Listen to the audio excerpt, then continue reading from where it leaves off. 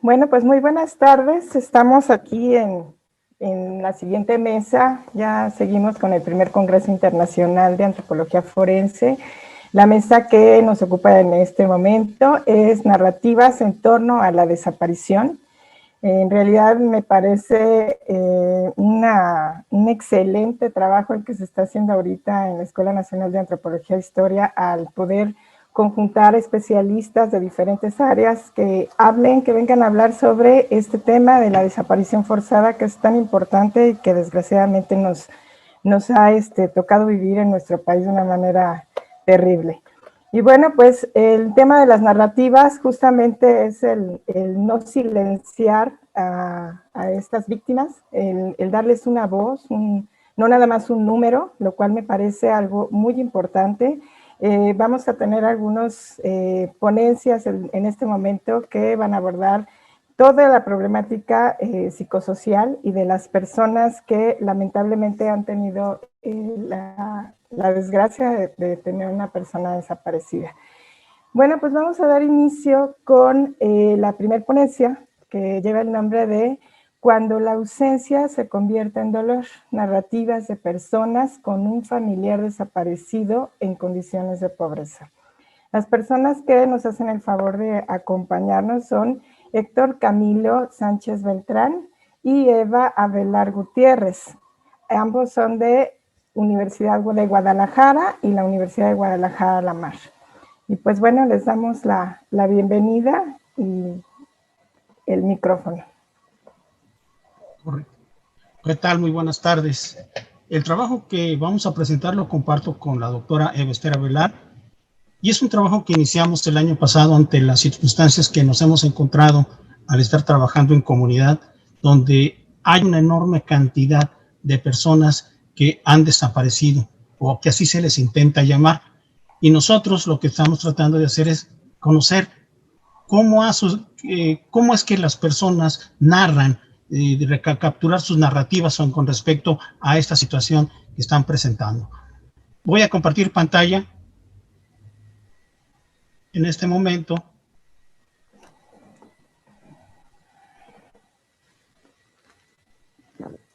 Y bueno, está ahí, se titula Cuando la ausencia se convierte en dolor. Son narrativas de personas con un familiar desaparecido en condiciones de pobreza.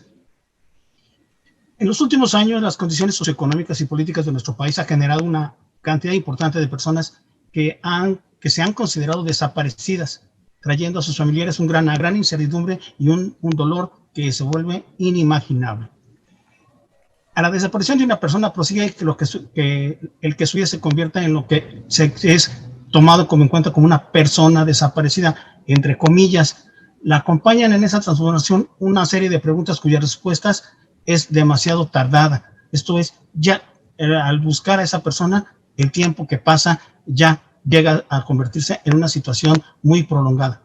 O bien simplemente, inexplicablemente, se va tejiendo con una carencia, un relato que es marcado por la angustia de quien se ve que en todos los días donde está sin poder averiguar.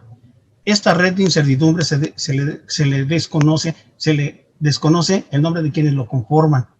Solo tiene por cierto, que aquellas personas lo acompañarán siempre una palabra: desaparecido. Y dentro de estas circunstancias, pues Ruelas nos dice que la búsqueda de una persona no depende de algo diferente que la relación íntima entre estas personas, una desaparecida y otra que está dispuesta a buscarla. Y aquí es bien importante el hecho de quién es el que se dispone a buscarla. Por lo regular, aquí la que más ha sido dirigida hacia esto son las mujeres, las mamás de las personas que están desaparecidas. Sin embargo, ya ahorita en estos días, muchas de estas mujeres que han tardado hasta años en buscar a sus hijas o hijos fallecen, y entonces son los papás los que continúan esta labor de sus hijos. Para saber que la vida es preciso entender y reconocer vínculos profundos que se generan dentro de las personas. De ahí la importancia que tiene el oír la historia de una persona en la de quienes compartieron su vida, que aun cuando solo se trata de una pincelada de lo que le permite asomar esos nexos. Para Sobrino, en el 2020, la vida de las personas tiene distintos puntos de encuentro, los mismos físicos como afectivos. Aquello que vincula a la persona desaparecida con quien emprende su búsqueda puede ser un tipo biológico e ir acompañando de un componente afectivo esencial. O sea, el vínculo afectivo no se pierde, al contrario, se vuelve más fuerte para estas personas. Ya tal es el caso de hijos o hermanos, y por igual hay situaciones en las que la cuestión biológica no tiene contacto con lo afectivo. O sea, sí es mi hijo, pero había a veces un distanciamiento entre los elementos como papá, mamá, hermanos, tíos, tías. Y tal y como sucede con los cónyuges, el aspecto afectivo une a estas personas en lo que reviste la vida, la búsqueda de quienes están desaparecidos.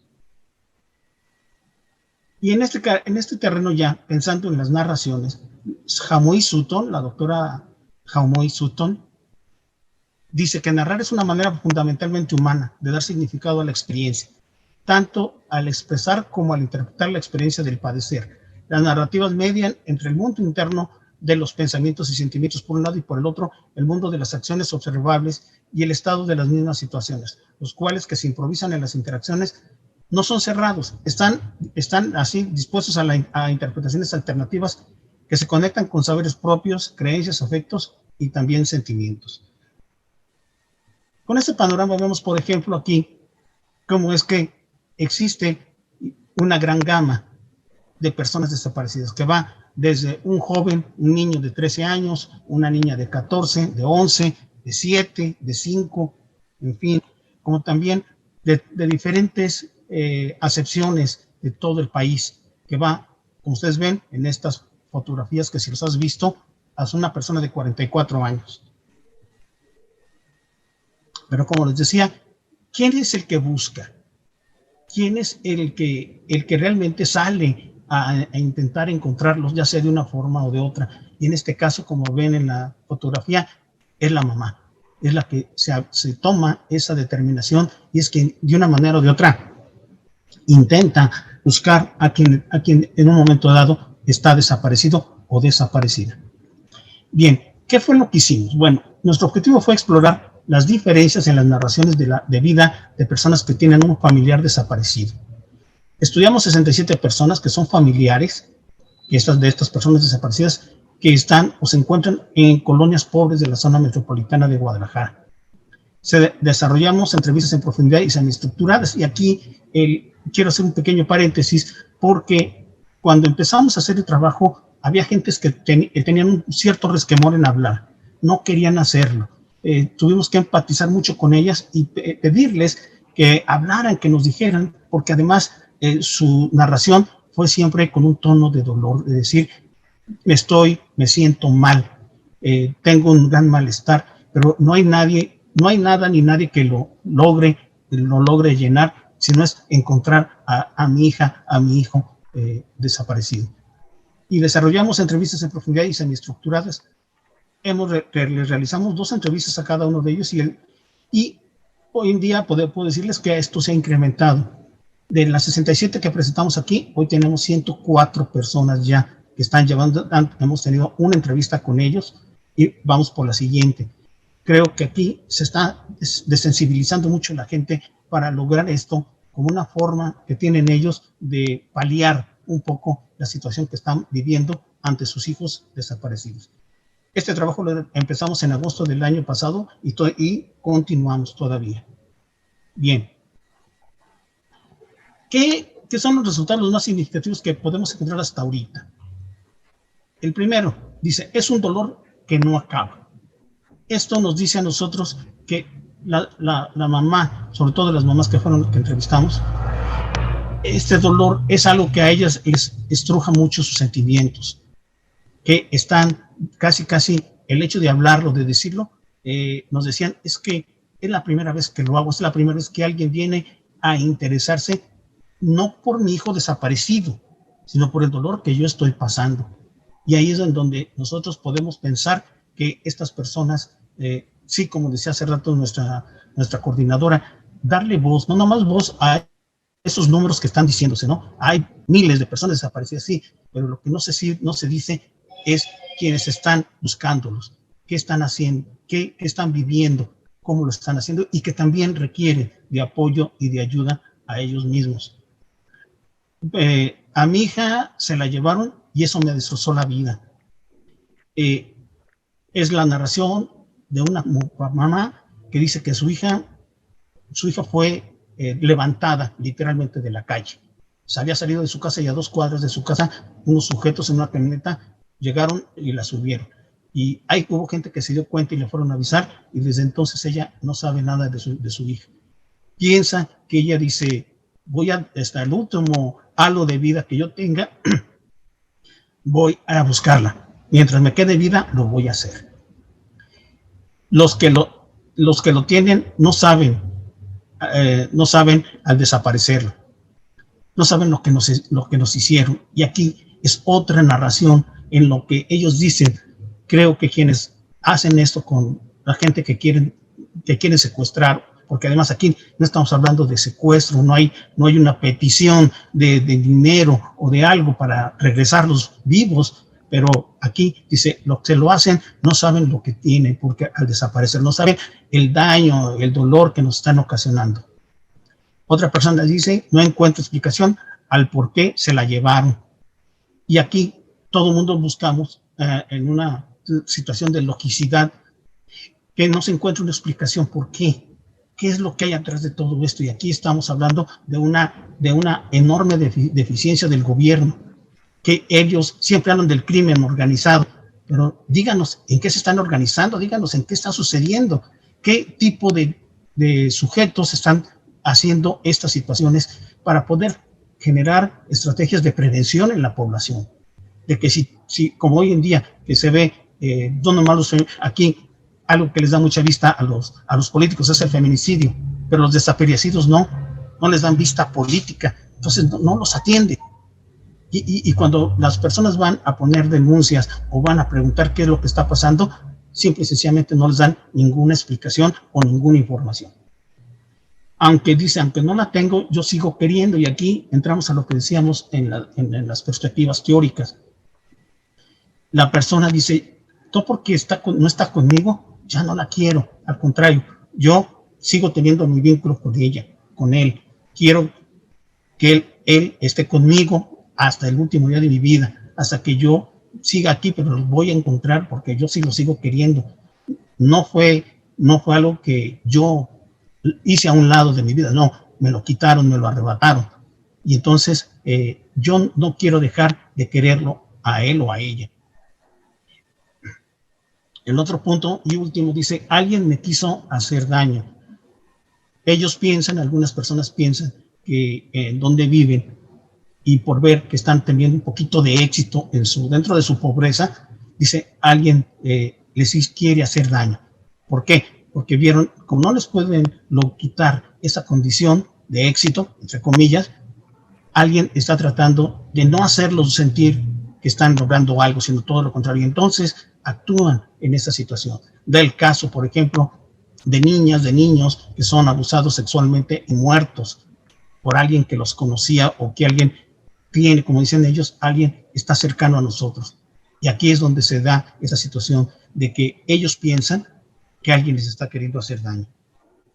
Bien, a modo de conclusión tenemos que en este primer acercamiento, lo digo por mí, porque además aquí en Guadalajara, Jalisco, donde yo estoy, realmente nadie se había preocupado por esta situación, de ver a los que están viviendo, andan buscando a sus hijos. Sí, del caso que aquí en el vecino estado de Nayarit, para que la gente que fue a pedir ayuda al gobierno, el gobierno le respondió dándoles palas. Tienen palas para que vayas a buscar y a escarbar y a encontrar cosas o fosas o aquello que de una manera o de otra está sepultado. Entonces, ellos no es lo que quieren, que los entiendan y que los comprendan, ¿sí? Y en este primer acercamiento al tema de personas desaparecidas, estas narrativas de familiares la establecemos como una alternativa importante para obtener un discurso que nos sirva para organizarnos y ayudar a paliar el malestar que ellos están viviendo en en su vida, en su tiempo, y que es un dolor que, como hemos visto, es inacabable. Yo, por su atención, les doy las más gentiles gracias y estaremos a la espera de comentarios. Gracias. Bueno, pues sí, realmente un tema muy fuerte, muy importante. Me llama la atención esta parte cuando mencionas ahorita que ha sido un tema que no se haya abordado mucho, sobre todo que Guadalajara sí es una entidad con un número elevado de personas desaparecidas. Y bueno, a mí en realidad me gustaría mucho conocer más el trabajo que están realizando ya a nivel personal, porque 67 casos que estén llevando, no es nada más son 67 personas, sino son las familias, ¿no? Lo que se le conoce como los famosos daños colaterales, que realmente es un daño terrible, ¿no? La persona que es secuestrada, evidentemente sabemos que pasa por las peores, todas las violaciones a los derechos humanos que se puedan haber, ¿no? Pero las personas que se quedan, es un luto inacabado, terrible, es una violencia que definitivamente solo las personas que lo viven y lo padecen saben lo que están viviendo. En el caso de justamente que ustedes están haciendo, yo los felicito, los felicito porque verdaderamente trabajar con 67 familias me parece algo importantísimo, me parece que los resultados que ustedes arrojen van a decir mucho de lo que está sucediendo, el contexto en general en México con este tema de la desaparición. Y bueno, yo creo que cada vez hay más personas en las disciplinas que se están involucrando.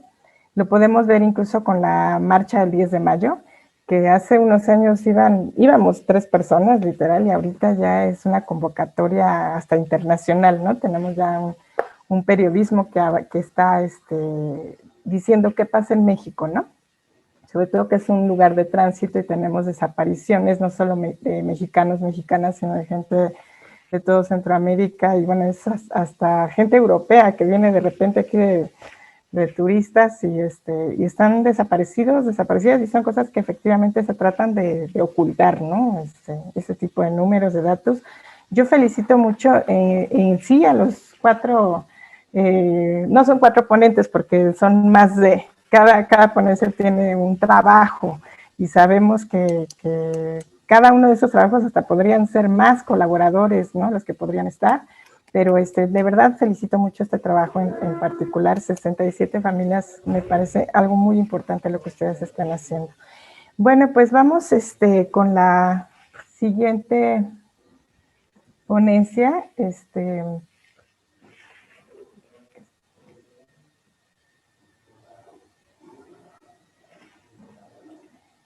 que sería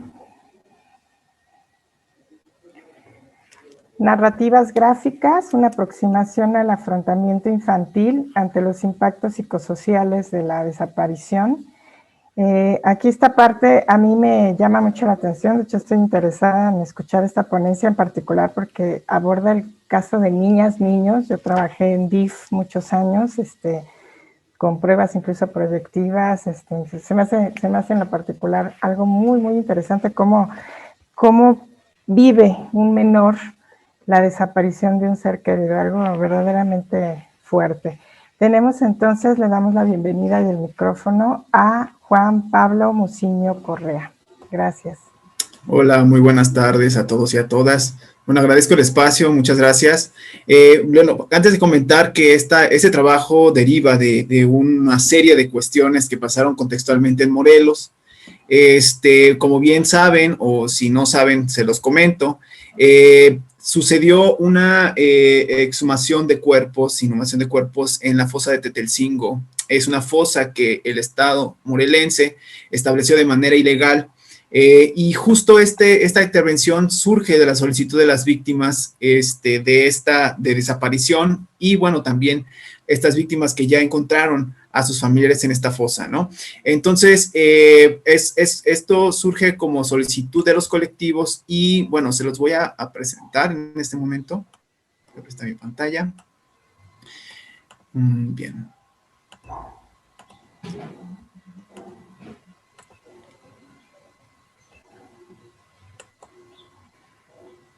Bien, pues esta ponencia lleva como título Narrativas gráficas, una aproximación al afrontamiento infantil, justo porque vamos a encontrar que va a haber dos elementos importantes para la conformación del afrontamiento ante la situación del impacto psicosocial que genera la desaparición en los niños.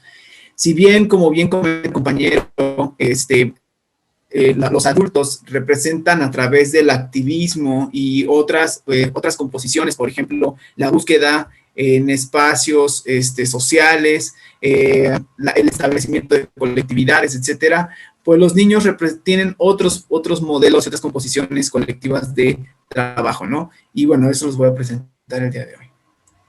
Esto también se deriva mucho de que no ha sido la primera vez que los niños y las niñas utilizan el dibujo, o se utiliza desde un método del dibujo, para poder afrontar cuestiones de trauma de origen social, ¿no? Que es un concepto que Ignacio Martín Baró, psicólogo español que también reside en El Salvador, maneja y habla, ¿no? El trauma de origen social pues va a tener ciertas connotaciones, ¿no? En las cuales pues el Estado está implicado y entre ello, bueno, la fuerza policíaca en Nochitán, Oaxaca, con los profesores, es un común antecedente gráfico, ¿no? De trabajo que se hizo con niños.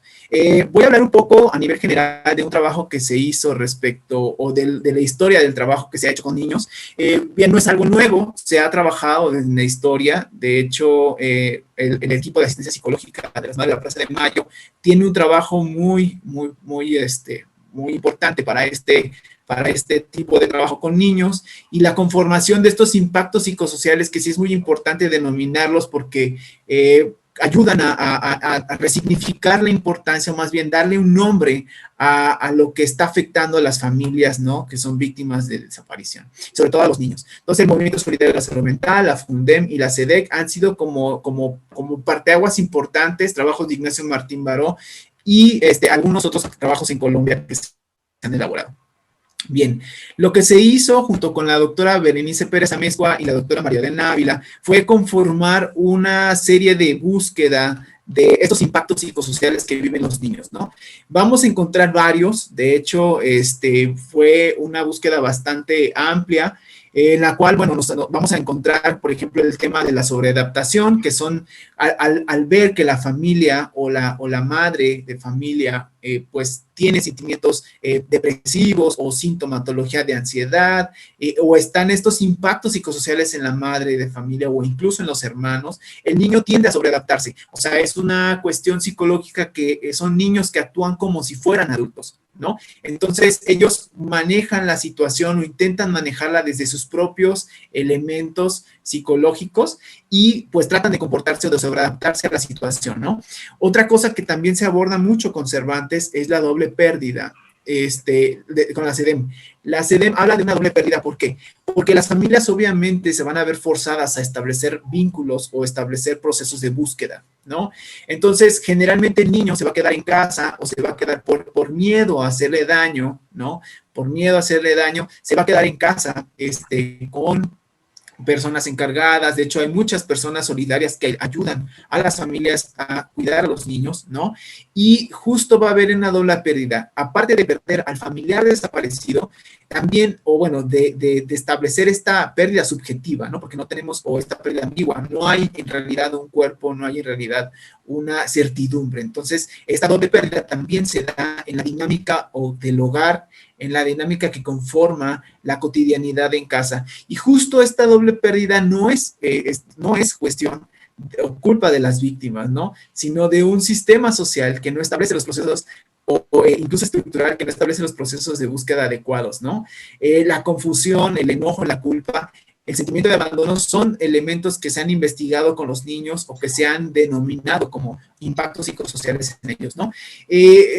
La doble pérdida, bueno, no se puede no puede estar ahí, ¿no? Sin embargo, bueno, ante estas situaciones, ¿cuáles serían las estrategias de afrontamiento, no? Porque si bien tenemos muy establecidas las estrategias de afrontamiento en personas adultas y conocemos que la búsqueda, la colectividad, la actividad política o el activismo como tal, recomponen mucho la subjetividad y la forma en la que se expresa la narratividad de las personas. En los niños van a ser dos elementos muy importantes que hemos detectado con esta aproximación, y es que es el juego y el dibujo libre, ¿no? Entonces, el dibujo va a ayudar a darle un significado diferente a las narrativas que los niños establecen sobre la desaparición de su familiar. Como antecedentes, bueno, voy a poner algunos ejemplos porque al final vamos a trabajar algo de lo que nosotros hicimos. Antillón 2014 es un trabajo de dibujo libre. Jimena Antillón hace un trabajo con los hijos familiares infantiles de los 43 desaparecidos de Ayotzinapa. Y bueno, surgen estas narrativas gráficas que son de bastante, pues, incluso yo me atrevería a decir que hay una composición política, porque podemos observar, ¿no?, que expresan sus sentimientos, y esa dimensión política se puede expresar también con las narrativas que establecen. Por ejemplo, esta que se está presentando, pues ya expresa como tal esta lucha, ¿no?, de poder que existe, ¿no?, o el abuso de poder que se expresa, ¿no?, y además una consigna política. Entonces, eso vamos a ver un poco más adelante también cuando trabajamos en la universidad, ¿no? También podemos ver como estas narrativas que no son inclusive cuestiones que se dicen, ¿no?, sino al verlas podremos encontrar bastante información de cómo el niño puede expresar lo que está pensando, lo que está sintiendo, o como bien decía el compañero, lo que puede narrarnos a través de esto. Cabe decir que Eisner, o mucho del trabajo de las narrativas gráficas se ha dado en el cómic, ¿no?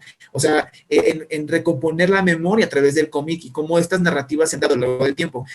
Sin embargo, este trabajo se ha dicho mucho desde el acompañamiento psicosocial. Esto es un ejemplo también de lo que les quiero comentar, ¿no? Por ejemplo, dice, la niña es familiar de uno de los 46 desaparecidos, dice, hace 2 años no sé nada de mi papá, yo crecí, dicen que los quemaron, pero yo no lo creo. Ellos están en las montañas. Escuché que mi abuelito decía que los expertos encontraron una lata de atún. A lo mejor son ellos y es lo que comen. Él está en las montañas, él está bien. Antillón 2014, en la página 259, es un trabajo bastante fuerte y que además nos ayuda a comprender cómo un niño puede, ante sus propios sistemas, por ejemplo, la fantasía, ¿no?, juega un papel importante, y lo vamos a ver al final, ¿no? Cómo la fantasía puede jugar este doble papel, ¿no? El papel que puede recomponer o que puede ayudar a establecer una certidumbre ante la incertidumbre de un desaparecido, pero también cómo es que los niños también pueden incluso fantasear con cuestiones, pues, un poco que no generan bienestar, ¿no?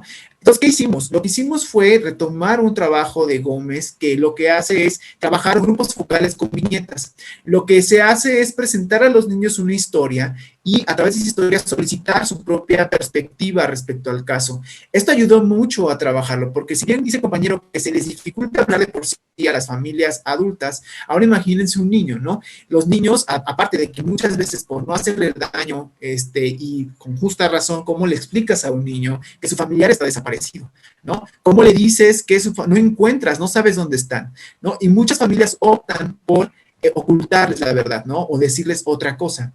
Y justo su elaboración es un poco distinta. La elaboración de esta doble pérdida ambigua, ¿no?, o esta ambigüedad o incertidumbre se va a conformar desde otro lado. De hecho, ahorita vamos a hablar un poco más adelante de esto, ¿no? Sin embargo, se diseñó, se trabajó con 6 niños de diferentes edades que justo fueron participantes en la inhumación de cuerpos en la fosa de Tetelcingo, y que, bueno, como pueden ver, hay variabilidad de edades, ¿no? Sin embargo, a pesar de que pareciera ser que la variabilidad de edades llevó a problemas y dificultades, no fue así, ¿no? Fue un trabajo bastante arduo. Ahorita les voy a presentar algunas fotografías, ¿no? Sino un manual de elaboración o de trabajo, en el cual lo que se les contaba era una historia de 2 niños, ¿no?, que habían desaparecido un familiar, ¿no? Y entonces al contarles esta historia, que son dos personajes, Xochitl y Olin, ¿no? Se presentan viñetas gráficas en donde ellos pueden establecer de manera concreta expresiones faciales, dibujos o incluso notas en este libro, ¿no? Por ejemplo, en este caso, el niño que establece, ¿no? Establece que lo que extraña o notan es que se los quieren robar, ¿no? La composición detrás de esto que existe, ¿no? Es que los niños se encuentran o saben que el contexto social no es seguro. Y entre otras cosas que fuimos detectando, por ejemplo, aquí, ¿no? Que ven a las personas las extrañas como algo malo, ¿no? Incluso podemos encontrar, entonces, esta pregunta, ¿no? ¿Cómo podría Xochitl y Olin cambiar las cosas que viven? Por ejemplo, hablaban mucho de estrategias de afrontamiento, y justo esas estrategias eran recomendarles a los niños que vayan al cine, hagan actividades de esparcimiento, que jueguen, ¿no? Jugar a pelota, etcétera, ¿no? Entonces, nadar y jugar. Estas técnicas o estas recomendaciones nos dicen mucho de cómo los niños pueden, establecer una recomposición de lo que afecta, ¿no? Sus vidas, como la desaparición. En cuanto a la parte final, lo que hacía era abordar ya su propia historia. Cabe decir que muchos niños de ellos no querían decir su historia. De hecho, muchos de ellos, de los que no querían contar la historia, fueron niños a los que se les negó justo la verdad, ¿sí? A los que no se les dijo la verdad a tiempo. Y los niños que tenían la verdad desde el principio fueron más ágiles para elaborar la historia, ¿no? Con fantasías y todo, pero, por ejemplo, aquí podemos ver a un niño que se negó, dijo que él no quería hablar, que a él le daba sentimiento y que la verdad es que no quería. Respetamos esta cuestión justo porque le pedimos que expresara cómo se sentía, y como pueden ver, pues están teniendo garabatos ahí, ¿no? Estas técnicas nos ayudaban como a expresar algo más allá de lo verbal, ¿no? Justo esto por eso le intenté denominar narrativas gráficas, porque justo la narrativa no se queda, en los niños no se va a quedar nada más con una composición verbal, sino también hay una expresión gráfica, como por ejemplo esta, ¿no? En esta historia, por ejemplo, es un niño que se le dijo desde los 5 años que su papá estaba desaparecido, ¿no? Lo único que supo fue que hubo una mancha de sangre en la camioneta. Él no vio absolutamente a nadie, ¿no? Ni nada, ni absolutamente nada, ¿no? Solamente tiene esta idea en su cabeza de que hubo una mancha de sangre, ¿no? Entonces, él logra, ¿sí?, expresar a través del dibujo esta recomposición, ¿no?, de lo que pasó con su papá, ¿no? Él se pone en la parte trasera, ¿no?, triste, pone al cuerpo del papá, obviamente empoderado, ¿no?, pero también atado y con sangre. Estas cuestiones, ¿no?, estas narrativas gráficas ayudan a que los niños puedan elaborar su propia historia y también que se les pueda acompañar psicosocialmente, ¿no?, en el proceso. Pero también los niños son capaces de identificar muy bien cuando se les revictimiza o cuando hay violencia desde las instituciones. Y por ejemplo aquí expresa, ¿no?, que es algo que no tan extraño, ¿no?, que los ven con lástima, fue lo que dijo el niño, ¿no? Cuando se le preguntó se hizo esta pregunta, dice, por lo que los ven con lástima, ¿no? Y él escribió ahí con lástima, ¿no? Y hay otras cuestiones, ¿no? Por ejemplo, que las cosas positivas es que les dan apoyo, que les apoyan mucho, ¿no? Y empiezan a contar toda la cuestión de lo que les han apoyado, ¿no? Estas son otras viñetas que se crearon justo para abordar las emociones, ¿no? Y pudimos observar mucho adultocentrismo, ¿no? Generalmente el adultocentrismo se va a dar el énfasis a lo adulto, ¿no? Y por ejemplo aquí, ¿no? La rabia, dice, que a mí me regañe mi mamá, dice, ¿no? Pero lo que más le causa coraje o le causa ira es cuando la maestra de inglés me borra los trabajos o me rompen los trabajos, ¿no? La violencia institucional también está presente y no necesariamente, ¿no?, desde espacios, pues desde todos los espacios, ¿no? Incluso la escuela, ¿no? Hay muchos trabajos que se hizo, ¿no? Yo les quiero ir pasando como algunos de los elementos. Por ejemplo, este es un autorretrato. El niño que no quería narrar la historia, justo en el autorretrato que están viendo del zorrito que está en esta parte de aquí, es una referencia a un anime que se llama Naruto. Es el demonio de las 7 colas, el zorro de las 7 colas, que está lo que están viendo de agüita que hay ahí es la rabia que tiene contenida, ¿no? Está encerrado en el cuerpo de Naruto. Es toda una cuestión simbólica incluso, ¿no? La narrativa gráfica, y nos ayuda como a identificar cosas que están incluso, pues, expresadas por los niños de manera sólida. En conclusión, ¿no? Lo que encontramos fue que muchos de los niños que justo no se les decía la verdad, no elaboraban el trauma junto con las familias, ¿no? Lo que permite a los niños es cuando se les dice la verdad, cuando está o cuando desaparece el familiar, es junto con la familia recomponerse y establecer vínculos para poder establecer una elaboración de trauma más pues más favorable para ellos y para su familia. Otra de las cosas que fue importante es que el juego libre y el dibujo libre, además del dibujo como una parte expresiva, incluso de convivencia, ayudaba muchísimo a que ellos elaboraran de manera, pues, participativa sus perspectivas y sus propias perspectivas sobre las cosas, ¿no? Por ejemplo, una cuestión que fuimos trabajando ahí es cuando estaban ellos diciendo, cuando les pidieron la prueba de ADN, ¿no? Y estaban compartiendo justo qué estaba pasando, ¿no? Y decían, no, pues es que a mí me pincharon el dedo, ¿no? Y entonces a mí también, ¿no? Entonces, el compartir, el establecer espacios sociales que les permitan a ellos también justo también tuvimos puros niños, en este caso no tuvimos niñas, pero y justo también es algo que nos comentaron en algún otro congreso, ¿no? Estaría interesante ver la cuestión de género, ¿no? En esta perspectiva. Se le llevó al papalote, están viendo ahí el papalote del Museo del Niño de Cuernavaca. Se estableció vínculo con el papalote Museo del Niño. Algo que ellos solicitaron mucho fue pasar tiempo con sus madres, entonces están ahí viendo el trabajo que se hizo jugando con las madres en el papalote Museo del Niño, ¿no? Entre otras cosas. La verdad es que ahí estamos viendo juegos de roles, ¿no? Justo también para establecer espacios de trabajo con las madres de familia y que se den espacios de reflexión rompiendo esta barrera de autocentrismo que se detectó, ¿no?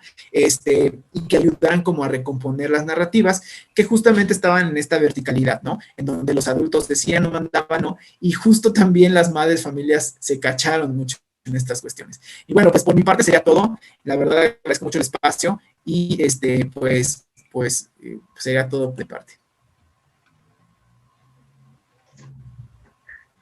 Muchas gracias, Juan Pablo. Una excelente exposición. A mí, como te mencioné en el inicio, me interesaba mucho esta parte de los dibujos proyectivos. Se me hace súper un trabajo muy interesante, sobre todo que tomen en cuenta a las y los menores, que generalmente no se mencionan. De hecho, sabemos que a nivel como política pública deberíamos de estar gestionando, por ejemplo, apoyos económicos a muchísimos, son miles de desaparecidos, desaparecidas, y la mayoría son madres, ¿no? En el caso de mujeres desaparecidas, incluso jóvenes, pero son madres. Entonces, hay muchos y muchas menores que están desamparados. Ahorita yo veía en tus imágenes, pues están algunas madres, que es decir que a lo mejor es el padre o la hermana, el hermano, ¿no?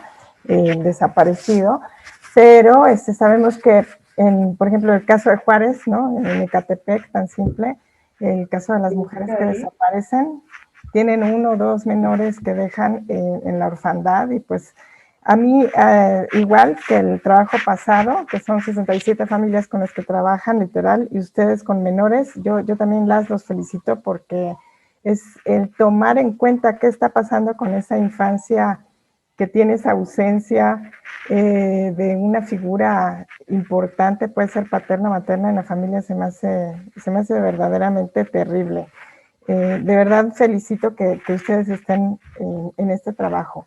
Y bueno, también igual son trabajos que a mí me interesará conocer cuando estén ya finiquitados. Y bueno, pues muchas gracias. Vamos a pasar a la tercera ponencia. A mí en lo particular me es muy grato presentar a una de mis alumnas, de las mejores alumnas sin lugar a dudas, es Guadalupe, que es una persona que se ha dedicado, es una especialista sin lugar a dudas como psicóloga, como tanatóloga, como antropóloga. Ella junto con otra persona presentan el día de hoy esta ponencia que se llama Cuerpo Ausente, la experiencia de una realidad fragmentada. Es la maestra Guadalupe Judith Rodríguez y la doctora Amesali Lara Méndez. Ellas son de aquí del posgrado de la Escuela Nacional de Antropología e Historia y la doctora Ameseli, es de la Dirección de Antropología Física del Instituto Nacional de Antropología e Historia. Y bueno, pues la ponencia que nos vienen a presentar, a mí en lo particular lo que me interesa muchísimo es cómo toman en cuenta no nada más el aspecto individual, sino están tomando en cuenta el aspecto familiar y también colectivo, ¿no? A nivel social. Son como los 3 ámbitos donde ellas están abordando sus entrevistas a profundidad. Y bueno, le cedemos la palabra a la maestra Guadalupe. Muchas gracias, doctora Chere. La verdad es que también es un placer tenerla como profesora. Muchas gracias. Pues buenas tardes a todas, buenas tardes a todos. Agradezco y reconozco el esfuerzo del equipo mexicano de antropología forense para llevar a cabo este primer congreso internacional. Es un espacio necesario y es un espacio urgente. Y la verdad es que brindo por la continuidad de este y esperemos que el próximo segundo congreso y tercer congreso y cuarto congreso y todos los que vengan lo podamos tomar de manera física. Por supuesto, agradezco a la Escuela Nacional de Antropología e Historia y a la especialidad en antropología forense, así como a cada una de las personas involucradas en este proyecto. Este trabajo que voy a presentar efectivamente es un trabajo elaborado junto con la doctora Amesali Lara. Ella les envía un saludo a todos los asistentes del Congreso por una situación de salud y por indicaciones de reposo. Hoy les es imposible estar con nosotros. Sin embargo, pues desde aquí le mandamos y yo en particular le envío un abrazo con fuerza y cariño para ella y para su familia, esperando pronto su recuperación. Hoy toca en este congreso, pues, presentar parte de la investigación que se realizó.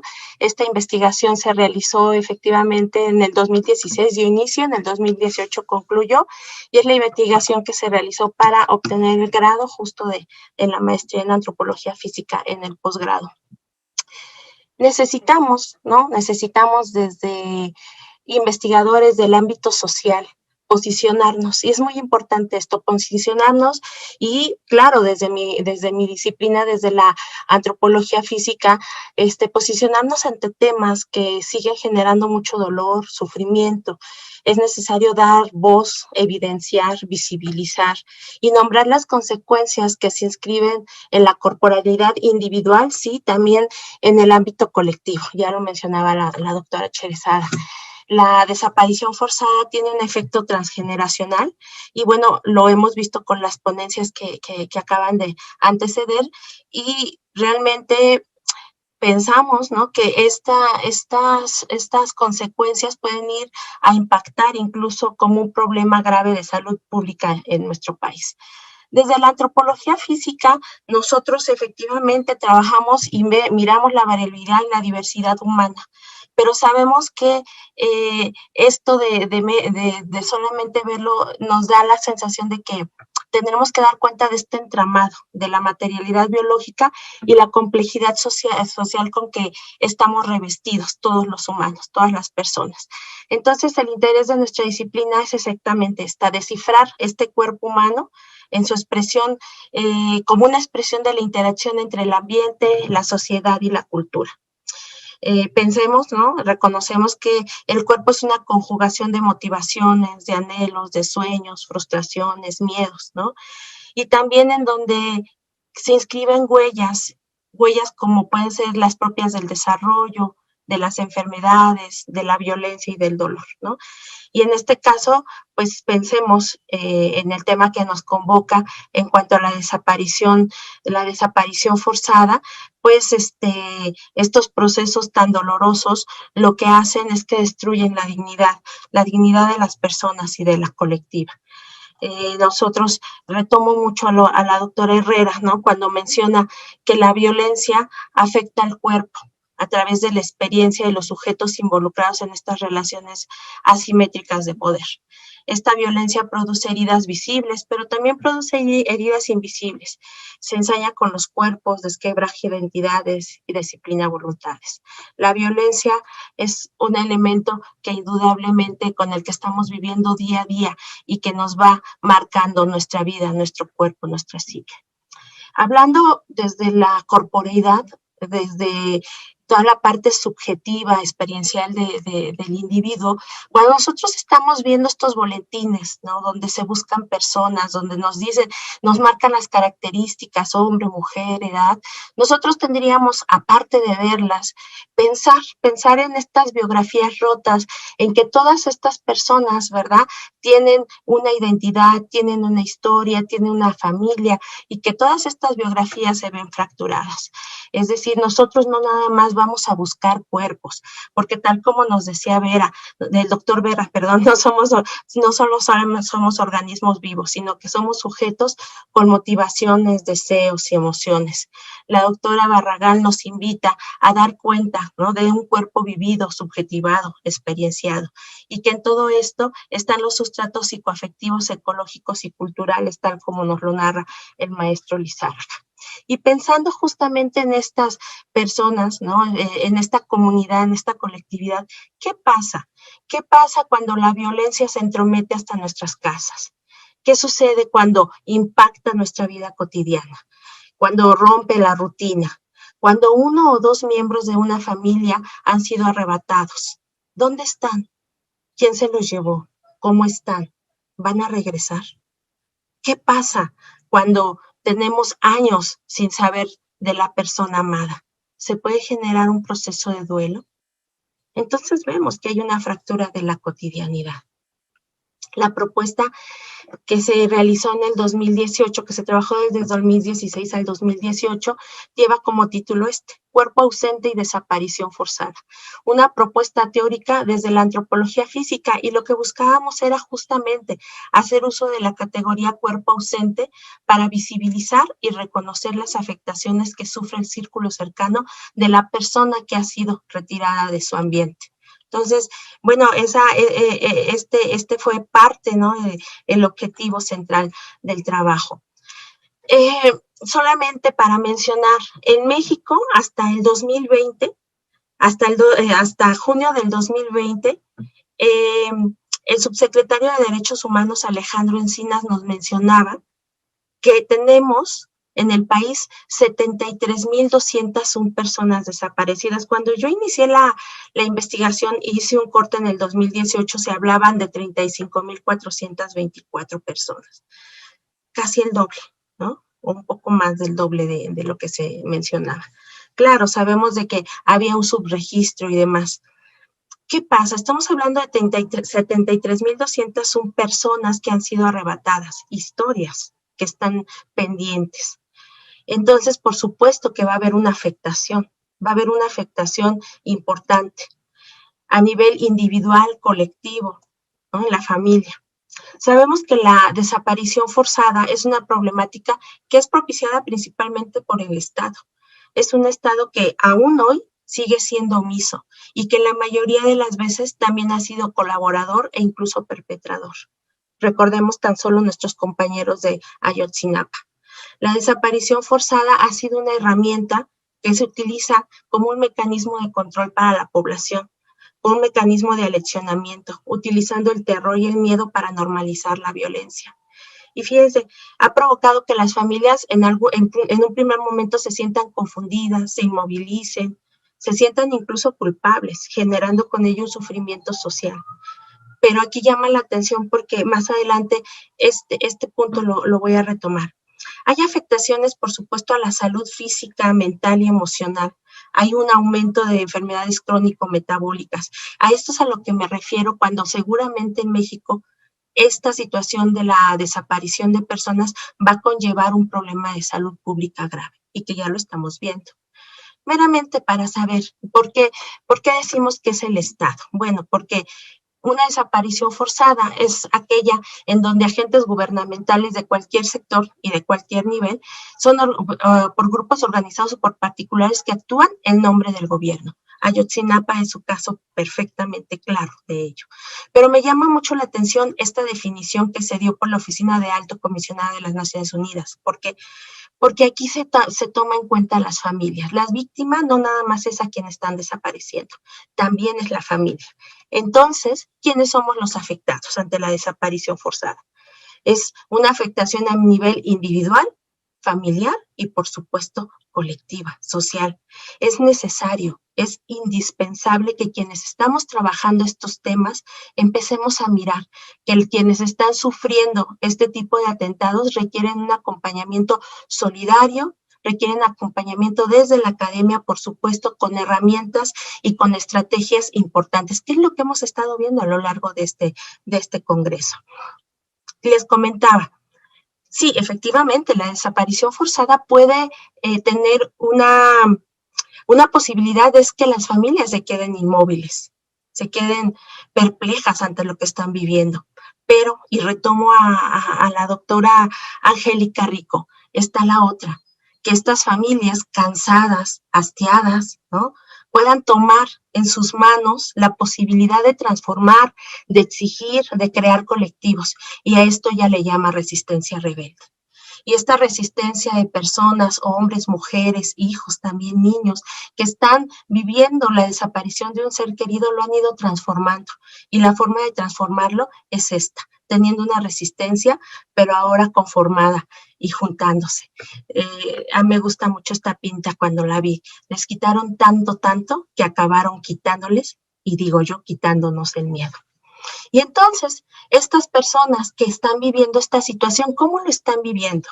Hablamos de que un proceso de duelo, entre comillas, y lo digo entre comillas, un proceso de duelo que alguien viva de manera normal cuando tiene una pérdida por algún ser querido, por una enfermedad, un accidente X, ¿no? El duelo es un proceso que se va a dar, es un tiempo que las personas requerimos justamente para llegar a un equilibrio emocional. Pero ¿qué pasa? ¿Qué pasa cuando existe una desaparición? Las personas podrán llevar a cabo duelos, procesos de duelo. Los mismos familiares nos dicen que es imposible, que eso es imposible, en primer lugar, porque no se tiene la certeza. No hay un cuerpo, y entonces no sabemos si nuestro ser querido vive o muere, en qué condiciones, y finalmente, al no tener esta información, sigue manteniéndose la esperanza de que puedan regresar con vida. Diegues menciona que hay varios términos, ¿no? Duelo truncado, duelo irresuelto o duelo suspendido, como lo menciona Diegues. Y todos estos duelos tienen una característica, que es que se genera un permanente desgaste emocional y físico en las familias. Pero también hay otros duelos que van allá en la parte de las mujeres y hombres que han dejado sus trabajos por tal de seguir en la búsqueda, que han perdido redes familiares, hay familias que se han alejado, amigos, ¿no? Y llama mucho la atención porque también vemos estos duelos que retoman las personas, por eso hablo que es un duelo transgeneracional. Pensemos en las abuelas de la Plaza de Mayo. Hoy los nietos incluso han tomado la batuta. Entonces se empiezan a gestar nuevos fenómenos interesantes para que nosotros revisemos. Pauline Voss habla acerca de la pérdida ambigua. Y bueno, tradicionalmente las terapias de duelo van a esto, a la elaboración del proceso, ¿no? Como comúnmente se dice, para cerrar el ciclo. En el caso de la desaparición de personas no puede ser esto, jamás. ¿Por qué? Porque es una pérdida que se encuentra intrínsecamente inconclusa, permanente. Quiero comentarles que de la investigación que se realizó, bueno, yo retomo el modelo de SlideQ para poder hacer una evaluación de los diferentes elementos que nos integran, ¿no? Que es la dimensión comportamental, afectiva, somática, interpersonal y cognitiva. Estos componentes, todas estas esferas se ven afectadas en el caso de que cuando hay una desaparición. Vemos, por ejemplo, el testimonio de un familiar. En la parte interpersonal dice, tengo hermanos que me dicen, ya déjalo, ya olvídate, resígnate. Me acordé de pronto de Peña Nieto, ¿no? Cuando nos dijo, ya supérenlo. Y dice, te vas quedando solo por completo, los únicos que ahorita tienes son sus perros, ¿no? Y empieza a generar un vínculo amoroso, un vínculo de solidaridad incluso con los animales, porque se va quedando sola. Entonces veamos cómo las diferentes dimensiones de las personas se ven trastocadas. Una especialista que acompaña a familiares de personas desaparecidas nos habla que empieza a presentarse en la parte somática hipertensión, diabetes, empiezan a desarrollar padecimientos, ¿no? Porque están permanentemente en estrés. Y entonces esto en una vigilia, ¿no? Permanente. Entonces, por supuesto que pierden un poco la posibilidad de empezar así a mirar ellos mismos, ellas mismas. También, por ejemplo, en la parte de la afectividad nos narra cómo dentro de la familia, dentro de la pareja, claro que también hay un impacto, ¿no? Ellas narran que hay las mujeres, al menos el caso que me comentaba la psicóloga, nos decía es que ellas no quieren tener incluso sexualidad, ¿no? Porque no se dan permiso de gozar, de disfrutar, y por supuesto que esto puede llegar a generar una complicación en el matrimonio que incluso puede gestarse hasta violencia. Entonces, ¿qué sucede con los familiares? Y un poco retomo el término de Turner, ¿no? Cuando habla de este transitar. ¿Qué es lo que están viviendo? Pues viven en una liminalidad pareciera permanente, ¿no? Se encuentran en una ambigüedad a la espera de lo que puede suceder. Y una mamá me decía, ellos están en un colectivo, me decía, entre nosotras y nosotros nos platicamos y nos consolamos. Fíjense, no somos viudas, pero tampoco somos solteras, pero tampoco tenemos esposo. No somos huérfanas, no somos huérfanos, somos hijos, pero no sabemos dónde están nuestros padres. Somos madres, pero tampoco sabemos dónde están nuestros hijos. Entonces, esto me parecía un ejemplo claro de lo que es vivir en la liminalidad. Retomando justo este trabajo que se realizó de dar cuenta al cuerpo ausente. ¿Cómo dirigirnos entonces a los familiares? ¿Cómo dirigirnos o cómo hablar de las personas, cómo dar cuenta de las personas que están ausentes de su hogar, que las retiraron? Ya decía el doctor Vera, somos mucho más que órganos, que sistemas, que tejidos. Somos realmente un entramado complejo de dimensiones y entrecruzamientos simbólicos y culturales. El cuerpo es mucho más allá del cuerpo mismo. Es por eso que quienes estamos inmersos en la comprensión de esta problemática, quienes estamos inmersos dentro del ámbito forense, no debemos nunca de cerca de ese cuerpo individuo, de la subjetividad que lo alimenta y que le da su particular identidad como ser humano. Efectivamente, la persona el día de hoy no se puede medir, no se puede pesar, pero sí se puede nombrar. Se siente, se percibe y por supuesto que se vive día a día. La categoría, ¿no? Cuerpo ausente tenía esa finalidad y tiene la finalidad de dar cuenta de ese cuerpo vivido, de ese cuerpo subjetivado, experienciado, de que es necesario recuperar su historia individual y colectiva. Y con ello, por supuesto, preservar la memoria de la persona que está en este momento separada de su círculo cercano y esperando que esté de vuelta. Muchas gracias. Gracias a ti, Guadalupe. Es un tema fuertísimo y un trabajo muy importante el que también están ustedes haciendo, sobre todo que tú eres psicóloga, no nada más eres antropóloga, tienes esa doble visión y eso es algo muy importante. Tanatóloga, ¿no? Tanatóloga. Bueno, pues justamente como una persona estuvo enferma, Guadalupe tuvo que presentar esta ponencia, va a presentar también la siguiente, que es un trabajo que muy interesante, es sobre el árbol de la vida. Es una estrategia desde las prácticas narrativas para el trabajo con familias.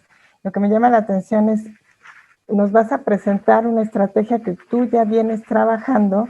Por eso las conclusiones todavía como tal no están, porque está en proceso entre trabajo e investigación, ¿no? Como que tiene todo, y sobre todo es un trabajo hermoso el que estás haciendo con estas personas, con estas familias. Dijiste algo muy importante, las personas que nos dedicamos a este tema, no nada más se trata de estar retomando qué es la desaparición, cuántos números de personas están desapareciendo, sino las 4 ponencias que están aquí. Lo que se me hace más importante para rescatar es el trabajo directo con esas personas que están sufriendo, ¿no? Con las personas que están con esa ausencia y con ese luto inacabado. La incertidumbre para mí yo creo que sí es de las peores violencias que puede haber. Y el no saber dónde está, bueno, sobre todo yo como mamá pienso en un hijo, bueno, no lo quiero ni imaginar, ¿no? O sea, tu mamá, tu papá, obviamente, un hermano. Simplemente cuando se desaparece alguien que conoces, ¿no? Te simbra algo, por eso es muy importante lo que tú dijiste, a nivel colectivo también hay un daño. Es el miedo, es el temor de que te puede pasar a ti y a tus seres queridos y de que no estamos seguros, ¿no? No estamos seguras en este momento a nivel mundial, porque esto ni siquiera es nada más a cuestión, nada más México, ¿no? Eso es lo es un pulpo gigante terrible, pero bueno, es importante el trabajo que todos ustedes están haciendo directamente con las familias, de verdad, los vuelvo a felicitar y bueno, cedemos entonces el micrófono nuevamente a Guadalupe con el árbol de la vida. Gracias. Muchas gracias. Pues sí, me van a escuchar otra vez, otro ratito. Es que en realidad esta ponencia era la que yo había preparado, pero bueno, aquí estamos. Y efectivamente, la intención de traer este trabajo a este congreso es dar cuenta de lo que se está realizando ahora ya en el doctorado en antropología física, esta parte de la metodología, que se denomina el árbol de la vida, una estrategia de acompañamiento con familiares, que la verdad es que lo que nos presentaron los compañeros que me antecedieron, la verdad son elementos muy, muy interesantes y bueno, esto espero sea una parte de complemento, porque hay muchas formas, ¿no?, de podernos acercar. A mí me parece que el acompañamiento se tiene que dar de manera multidisciplinaria, ¿no? En varios foros con familiares, los familiares nos han dicho y nos han señalado y nos han comentado, la academia está separada, ¿no? Pareciera que estamos en otro espacio, ¿no? Y tendremos que escuchar a los familiares, tendremos que escuchar sus necesidades. Entonces, el trabajo o el abordaje al tema de la desaparición forzada, sí, están las familias están al pie de la lucha, están al frente, está la sociedad civil, debería de estar el Estado y, por supuesto, la academia, ¿no? Y por eso me parece maravilloso que este congreso nos esté dando como esta posibilidad de discutirlo. Ya lo comentaba, no quiero como ahondar más, ¿no? Hay un impacto individual y hay un impacto colectivo con la desaparición forzada, ¿no?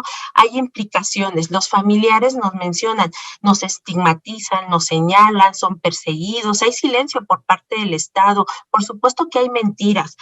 Se necesita visibilizar qué es lo que están viviendo, cómo lo están viviendo, para reconocer, que el Estado reconozca, pues, que hay una problemática, ¿no? Al no haber un cuerpo, también hay una falta de un reconocimiento social de la muerte. Entonces, los familiares se ven impedidos para la realización de rituales como la velación y el entierro. Y entonces esto, por supuesto, que marca esto que les mencionaba de la liminalidad. Reiguero nos dice que hay una necesidad primordial de conocer y dar voz sobre las representaciones en torno a la figura de la persona desaparecida. Y acá ya nos daban un ejemplo muy, muy valioso. Es necesario utilizar y escuchar estos relatos, estas narraciones de los familiares con la finalidad de que ellos nos cuenten, nos platiquen su experiencia, ¿no? Y con ello, entonces sí, empezar a recuperar la memoria y honrar a la persona que se encuentra desaparecida. Entonces, bueno, los familiares nos narran, perdón, creo que se me fue, ahí está. Los familiares nos narran que han sufrido numerosas experiencias. De por sí, la desaparición de una persona querida es un evento que puede estar potencialmente cercano a un trauma. Entonces, el vivir un ser querido, exposición al horror, te llevan o tienes que ir a buscarlo a los CEMEFOS y demás. Por supuesto que es constantemente estar en una exposición al horror, es casi a un nivel de tortura, ¿no? Ellos han sido testigos cuando se han cuando ha sido la implicación de llevarse a alguien, pero que alguien ha quedado, son testigos de ciertas atrocidades. Entonces, hay el miedo de tener persecuciones, hay personas que son amenazadas, por supuesto, que son criminalizados todos ellos, ¿no? Entonces, conlleva un estigma moral, supone una pérdida de estatus y de recursos sociales. Lo que nos narraba la mamá en la narración que les leí hace un momento, o sea, soy mamá, pero no está mi hijo, ¿no? Soy esposa, pero no soy viuda tampoco. Entonces, ¿qué soy? Se pierde un estatus. Entonces, indudablemente esto nos va a llevar a un cuestionamiento de las creencias básicas, como la justicia, como la verdad, como incluso el mismo posicionamiento religioso. Entonces, bueno, es necesario escuchar las experiencias, es necesario escuchar lo que los familiares tienen que decirnos. Cuando se hizo la invitación al Congreso, el eslogan es compromiso social, principios éticos y científicos. Y me parece que siempre, siempre, siempre en nuestras investigaciones, en el caso de las graves violaciones a los derechos humanos, las familias tienen que estar en el centro. Tenemos que escucharlos. Entonces, bueno, pues llama la atención, yo les hablaba de este concepto que nos marcaba Angélica Rico, ¿no? De la resistencia rebelde, ¿no?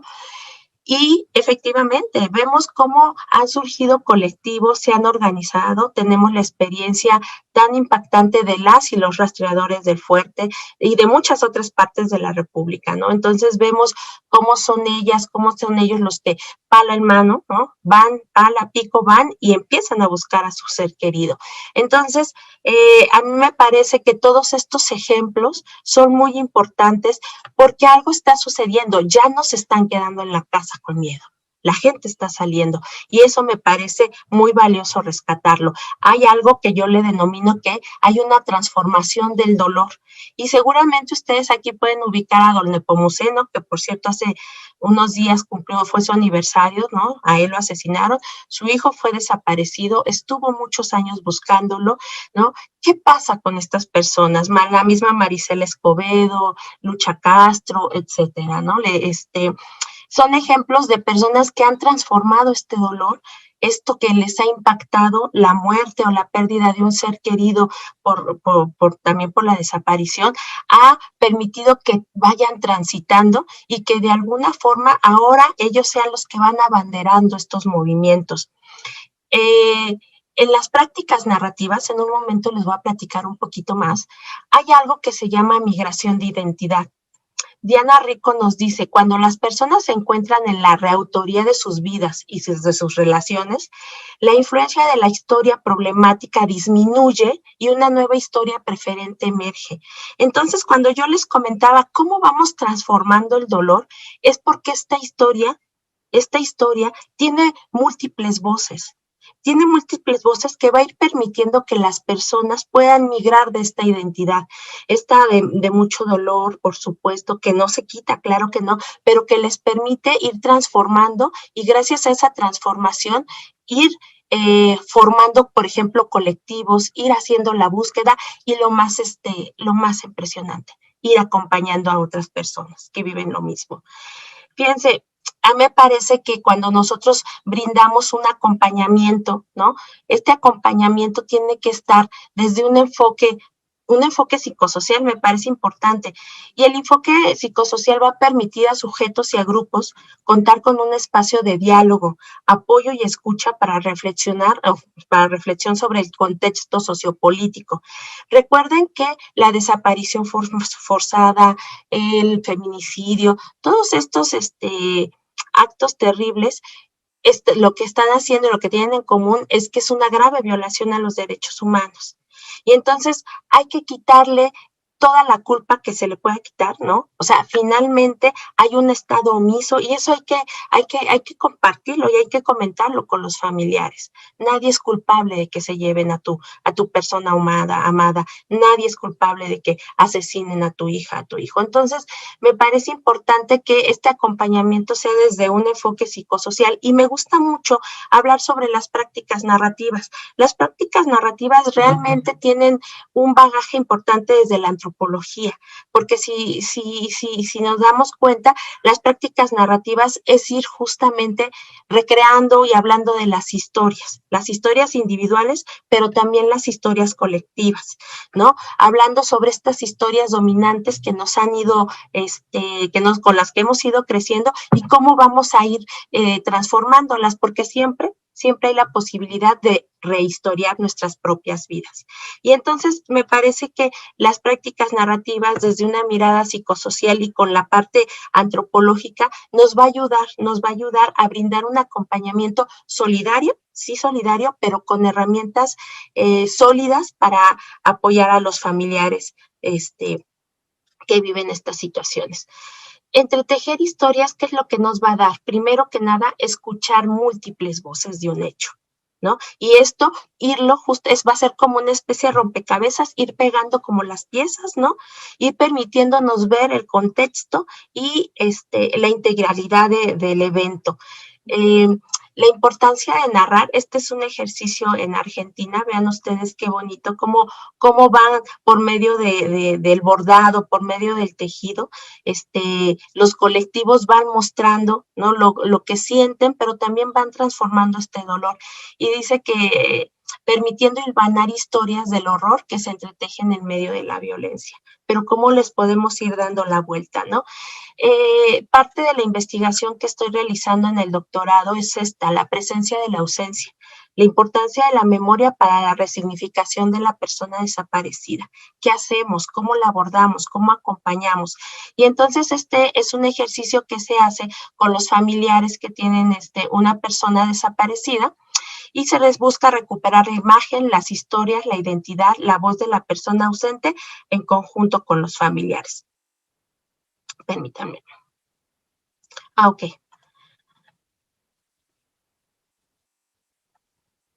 ¿Y cuál es la propuesta? Bueno, entramos rápidamente. La propuesta metodológica es el árbol de la vida. Les voy a explicar un poco. El árbol de la vida parte justo de la terapia, de las prácticas narrativas. Y este ejercicio se ha implementado sobre todo con niños y con personas que viven con VIH-Sida y con algunas personas que han transitado por cáncer. Con cáncer. Es una técnica que se puede implementar desde la antropología, ya que va a permitir reconocer a los participantes parte de su historia de vida, de sus antepasados, pero también vamos a ver las fortalezas, los anhelos y los sueños. Y de esta forma vamos a permitir que, aunque hay mucho dolor, por supuesto que hay mucho dolor, por medio del árbol vamos a empezar nosotros a mirar las fortalezas y todo lo que han logrado estas familias. Y eso finalmente permitiría llegar a una transformación de este dolor. Con esta actividad se van a ir recreando los mecanismos que ellos han utilizado para preservar la memoria de la persona que se encuentra desaparecida y a la vez identifica todas estas acciones que han llevado a cabo a partir de la desaparición de su familia. Cuando nosotros elaboramos los árboles están conformados por raíces. Las raíces son los antecedentes, los antepasados, ¿no? Sobre en qué están las familias, de qué se pueden amarrar, por ejemplo, se me fue, perdón, un poco en las raíces lo que vamos a ver todos nuestros antepasados, vamos a ver nuestra historia familiar, todo lo que nos ha ido enriqueciendo, las comidas que nos gustan, tanto del lado paterno como del lado materno. Después va a venir la tierra, que es donde estamos nosotros actualmente, qué es lo que estamos haciendo. En el caso de la búsqueda, los familiares te dicen, estoy en un colectivo y estamos haciendo cosas. Y el tronco, se van a ver todas las fortalezas que tenemos, todas las habilidades que tenemos, un poco reconocerme como mis características, que a veces es muy difícil hablar de lo que hago yo, cómo soy bueno en tal o cual cosa. También está conformado por hojas, que están los nombres de las personas que amamos, están conformados por frutos, por flores, e incluso también, si pueden ustedes mirar, también hay algunos visitantes que vienen a este árbol. Cuando nosotros terminamos de dibujar los árboles, ¿qué es lo que empezamos a conformar? Bosques.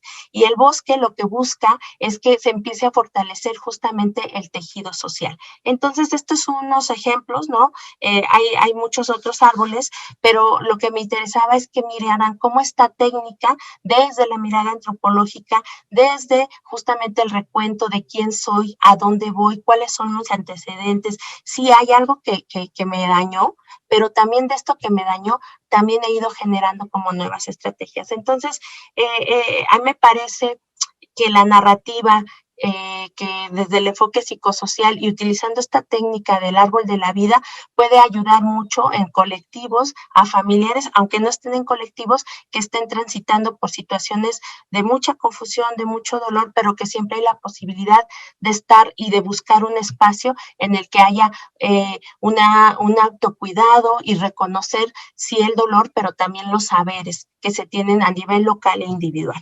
Entonces, bueno, a mí me parece que la función social de la antropología física, sobre todo en momentos, ¿no?, como estos, donde hay una extrema violencia, es indispensable solidarizarnos, sensibilizarnos ante temas que golpean de manera permanente ya nuestra vida, nuestro país. Cuando nosotros logremos esto, vamos a apoyar, ¿no?, aliviar esos dolores de las diferentes pérdidas y quizá lo más importante es evitar que se sigan gestando estos sentimientos de rencor, de odio, de venganza, que todos ellos al final lo que hacen es alimentar este ciclo terrible de la violencia y esperando con ello ir construyendo puentes que nos permitan cruzar hacia un territorio de paz y de sanación. No soy psicóloga, comentando a la doctora Sherezada, pero me he ido capacitando en diferentes ámbitos, ¿no?, del acompañamiento. Y entonces he llegado a formar algo que se llama acompañamiento tanatoantropológico, y la finalidad es eso, seguir explorando y brindar herramientas, y que, bueno, todo esto daremos cuenta, ¿no?, en el trabajo final que se está realizando, que está aún en vías de su elaboración. Pues esto sería todo lo que traía para presentarles, espero haya sido de su interés y bueno, pues sobre todo que podamos fomentar ahora un diálogo. Muchas gracias. Muchas gracias a ti, Guadalupe, y bueno, cuando presenté me pasó a decir que esta ponencia también la presenta la doctora Marta Rebeca Herrera Bautista y la licenciada Beatriz Reyes Pérez. Son 3 personas. Insisto, son trabajos que incluso podrían hasta colaborar más personas, ¿no? O sea, verdaderamente son titánicos. Y son miles y miles de personas desaparecidas, miles y miles de familias que tienen esta pena, y que el hecho de que alguien se acerque, los escuche, les trabaje una parte tan importante que es lo emocional, me parece que debe ser, me refiero, no debe de haber resistencia, supongo, ¿no? Yo ahorita que veía el árbol de la vida me imaginé que supongo habrá personas que entren en crisis. Es un trabajo muy, muy importante y muy fuerte el que están ustedes llevando a cabo. Tenemos algunas preguntas, vamos a ir desahogando algunas. Primero está Marisela Torres Morquecho. Con la ausencia del familiar desaparecido sin obtener respuesta de su paradero, no es posible cerrar el círculo del duelo en las familias afectadas. Para toda la mesa, les pregunta entonces, dentro de sus trabajos de investigación, ¿cuáles son las necesidades urgentes que se deben atender para las familias? Yo digo que vayamos así respondiendo y vamos leyendo las preguntas. ¿Quién quiere responder? Camilo, primero. ¿Sí? Sí, yo creo que primeramente felicitar por la mesa en que estamos. Creo que es una mesa interesante. De hecho, saludo a la doctora Rodríguez, Guadalupe Rodríguez, porque yo soy psicólogo, soy doctor en psicología y también soy tanatólogo. Estudié en la Asociación Mexicana de Tanatología con el doctor Luis Alfonso Reyes Subiría. No sé si a ella le tocó el tiempo de él, pero así me formé con él junto con mi esposa, que es la coautora de este trabajo, Eva Esther Avelar Gutiérrez. Y el hecho es de que en cuanto a la pregunta que hacen, de eso sí, hemos identificado muchas cosas. En este caso, el duelo que tienen ahí estas personas es un duelo inacabable. Vamos, no es un duelo que ya algunos tienen hasta 5 o 7 años de llevarlo a cuestas y que no hay manera de cómo solucionarlo. Hasta ahorita, según me han dicho algunas personas, esta gente apenas se acaba de involucrar muchas veces, ellos no saben ni a dónde ir, seguían las líneas de ir a denunciar y esperar, pero a veces se dieron cuenta que eso no era ya suficiente. Tuvieron que salirse de su casa, de su entorno, entre comillas, confortable, para poder buscar, y entonces cuando empezaron toda una serie de grupos que están trabajando en eso, y que hoy se han integrado y han encontrado entre ellos mismos apoyo para poder sobrellevar esta situación tan difícil y tan dura, ¿sí? Escuchando a mis compañeros, está que hay, primero, con lo que nos dice Juan Pablo, que hay que ver otras cosas, pero apenas estamos empezando, nosotros apenas estamos, digamos, acercándonos al fenómeno, como decía en el principio, y que podemos hacer algo. Segundo, ya las intervenciones. ¿De qué tipo de intervención? Psicosocial, intervención tanatológica, que creo puede ser por los dos lados, porque así como las personas más directamente involucradas, que en este caso son papás o mamás, pero ahí están hermanas, hermanos, tíos, abuelos, hay toda una serie de personajes y de personas que están involucradas en esto. Entonces, hay que buscar una manera de poder atenderlos, y estamos empezando. Desde mi punto de vista, ahora, estoy hablando aquí de Guadalajara, Jalisco. Quién sabe cómo se encuentre, si la doctora Rodríguez ha trabajado ahí en la Ciudad de México, ya Juan Pablo nos habla de allá de Morelos, y créanme, habría que pensarlo en todo el país, porque en todo el país están desapareciendo personas diariamente. Gracias. Juan Pablo, ¿quiere responder? Pues, bueno, creo que urgencias, yo creo que son múltiples. Miren, algo que yo creo que pasa con las víctimas de desaparición, y bien lo dice Guadalupe y el compañero Camilo, es que hay una situación con las víctimas indirectas o familias, ¿no? Que es una cuestión que el Centro de la Memoria de Colombia habla, y que hay una multiplicidad del daño con la desaparición, ¿no? Entonces, yo creo que la urgencia, o algo que es urgente, por ejemplo, hablamos de una cuestión económica incluso, ¿no? Las familias se ven mucho afectadas en la parte económica, justo porque la búsqueda es cara, ¿no? Muchas veces tienen que trasladarse a zonas donde el desaparecido se encuentra, o sea, es un proceso muy complejo, ¿no? Y a veces el Estado no establece los procesos adecuados para poder sostener estas cuestiones. Entonces, yo creo que la urgencia o la necesidad se va a dar mucho en estas multiplicidades de daño, ¿no? Ahora, yo creo que desde mi área, como la academia, ¿no? La urgencia es, como bien lo comentaba la compañera Guadalupe, es establecer una presencia humana, una presencia transdisciplinaria en el acompañamiento a las víctimas, ¿no? Justo no podemos verlo, es un error completamente garrafal si queremos hacer trabajo individual con las víctimas, ¿no? Que sí es importante, no lo estoy diciendo que no, pero el trasfondo del daño va más allá, ¿no? Como bien lo comenta el compañero Camilo, o sea, hay cuestiones donde no solamente está el familiar que está buscando, sino la familia que está detrás sosteniendo la cuestión económica, que también vive con su dolor, ¿no? Con sus afectaciones, sus impactos, y que bueno, es un proceso, es un tema muy complejo, es muy delicado, y creo que desde muchas directrices se puede hacer mucho, ¿no? La urgencia es trabajarlo, yo creo que eso es lo más importante, ¿no? Muchas gracias, Juan Pablo. Guadalupe. Sí, pues yo coincido con los compañeros, ¿no? Definitivamente uno de los elementos centrales, la urgencia sería primero reconocer, ¿no? Y sobre todo escuchar a las familias para saber cuáles son las necesidades inmediatas. Por supuesto, son múltiples, porque está desde el aspecto económico, está desde que se inicie la investigación, ¿no? Porque tarda mucho tiempo para que se inicie, está desde el reconocer que alguien está faltando en la casa, ¿no? Alguien, o sea, tan solo el reconocimiento. Entonces, me parece que la urgencia tendría que estar como justamente en la voz de los mismos familiares, qué es lo que para ellos les parece lo más inmediato y lo más urgente, ¿no? Nosotros podemos ver muchas situaciones alrededor, pero siempre tendríamos que escuchar la voz de los familiares. Gracias.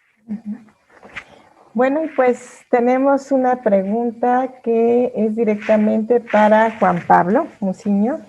Me preguntan si hay alguna manera correcta de informar a la niñez sobre la desaparición de un ser querido, o es mejor limitar la información hasta cierta edad, que fue algo que mencionaste aparte en tu ponencia y a mí también me surgió esa duda. Sí, Juan justo Pablo. es una cuestión que evidentemente es, pues tiene que ver con cuestiones psicológicas. Yo soy psicólogo también, soy maestro en psicología comunitaria y psicólogo general. Y hay que establecer, bueno, la verdad siempre hay que establecerla de acuerdo a las edades, ¿no? Evidentemente, yo creo más bien que las familias pueden establecer los propios discursos. Justo yo creo que coincido mucho con Guadalupe. Y coincido mucho, ¿por qué? Porque ella habla mucho de darle, más bien, de darle el reconocimiento a las familias, ¿no? Y a sus propios procesos, ¿no? Cada familia y cada dinámica familiar es totalmente diferente. Va a tener estructuras completamente diversas, ¿no?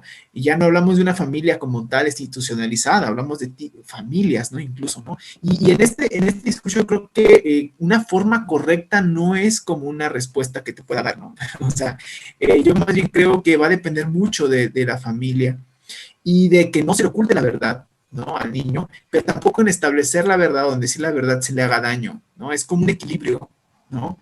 Con sus propias características y sus propias denominaciones, porque incluso la desaparición no es igual en todos los casos, ¿no? Son diferentes desapariciones y diferentes formas de desaparecer.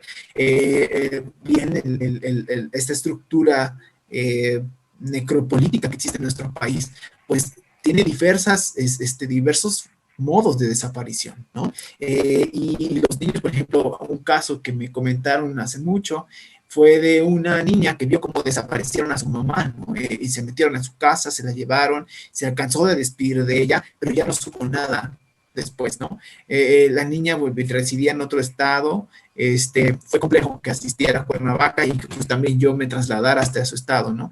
Entonces, son cuestiones que incluso son diferentes formas de desapariciones, ¿no? Y de formas en las que el Estado, y me refiero al Estado también, porque muchas veces el Estado está muy vinculado con el narcotráfico, ¿no? Entonces, esta duplicidad que existe, ¿no? La complicidad entre estos dos elementos y aparatos institucionales, pues lo que va a hacer es diversas formas de desaparecer, ¿no? Y no nada más, como dice Rosana Regillo, la desaparición no basta, ¿no? Hay daños subsecuentes, o sea, la revictimización institucional, ¿no? Otros procesos. Entonces yo creo que lo mejor es decirle que su familiar está desaparecido, que no saben absolutamente nada de él. Los niños se dan cuenta muchas veces de lo que pasa en su casa, ¿no? De cómo las mamás, las abuelas están preocupadas. La preocupación no es una cuestión que nada más resida en la expresión verbal. También hay cuestiones corporales, como bien dice Guadalupe, ¿no? Hay cuestiones corporales donde expresamos también la preocupación, la angustia, ¿no? Y los niños se dan cuenta, no están ausentes en esa parte. Yo creo que no quiero como dar una respuesta como muy limitada, justo porque hablamos, o la perspectiva es hablar desde estas diversidades que existen, ¿no? Y que justo también las familias van a poder recomponer con establecer lo que está, lo que tenemos claro, ¿no? La persona está desaparecida, no sabemos nada, estamos tratando de buscarla, etcétera, ¿no? Pero esta verdad, ¿no? De que está desaparecida ayuda mucho a que los niños también vayan estructurando y vayan también trabajando una elaboración del trauma un poco más, pues, que les genere bienestar tanto a ellos como a su familia, ¿no? Entonces es como un entramaje entre ellos y van a apoyarse, ¿no? Hay incluso actividad política infantil, ¿no? Y muchas veces los niños acompañan a las abuelas o las madres, ¿no? Por ejemplo, teníamos un niño que tenía 4 años y que ya decía consignas en las marchas, ¿no? Pero sabía que su mamá estaba desaparecida, sabía que su mamá la acompañaba a su abuela. Entonces, él sabía las consignas, cuando iba a las marchas las decía, y eso para los niños resignifica este desaparecido, ¿no? La desaparecida. Resignifica a su mamá, resignifica a su abuela y resignifica su propio papel en la familia. Y eso yo creo que es lo más, lo que puedo yo comentar respecto a la pregunta que me estableció. Gracias. Tenemos un comentario de Gabriela Lino que dice la toma de la palabra como resistencia rebelde ante la impunidad.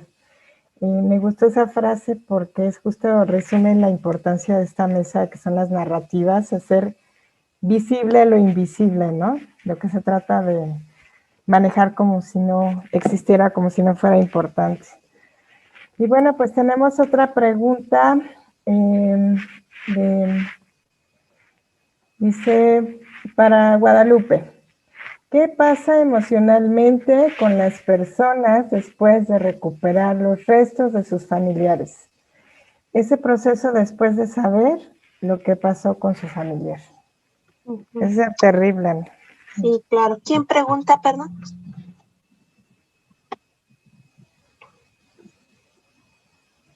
Creo que no me escuchó, Chel. Bueno, a mí me parece que es como complicado dar una respuesta porque somos seres relacionales. Entonces va a depender primero cuánto tiempo la persona estuvo desaparecida, cuál es el papel que tenía en la familia, en qué condiciones se da la desaparición. Muchos de los familiares te dicen, yo solamente quiero saber qué pasó, ¿no? Ok, y en el caso, por ejemplo, en Chihuahua, a una mamá le entregaron una falange y hubo toda la intención de hacer todo un sepelio y demás, y con esta parte de su hijo que había sido desaparecido. Pero después pasó que ella decía, no, quiero todo el cuerpo, ¿no? Entonces, es muy complejo, se tendría que mirar como todas las condicionantes que hay. Entonces, dar como una respuesta, claro, hay la necesidad de saber y pudiera ser que realmente les brindara cierta tranquilidad, pero saben también lo que me he dado cuenta es que personas que han sido buscadoras y después de mucho tiempo pueden localizar el cuerpo o la persona que ha estado desaparecida, es interesante porque ahora ellos se vuelven acompañantes, ¿no? De estas otras personas que están en la búsqueda, y entonces un poco lo que menciona Diana Rico, ¿no? Ahí está justamente la migración de identidad, ¿no? Empezar como con esta posibilidad.